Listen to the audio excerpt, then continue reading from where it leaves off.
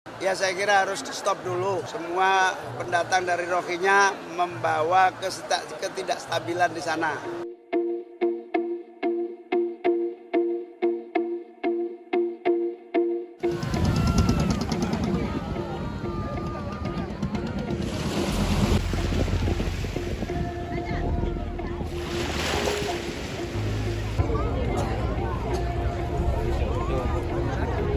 Ya.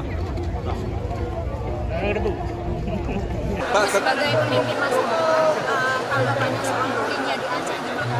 Ya saya kira harus di stop dulu. Semua pendatang dari Rohingya membawa ketidakstabilan di sana. Untuk sementara harus kita stop supaya masyarakat Aceh tenang daripada terjadi konflik. Kita prioritaskan warga kita.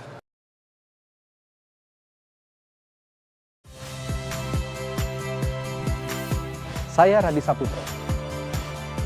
Saksikan program-program Kompas TV melalui siaran digital, pay TV dan media streaming lainnya. Kompas TV, independen, terpercaya.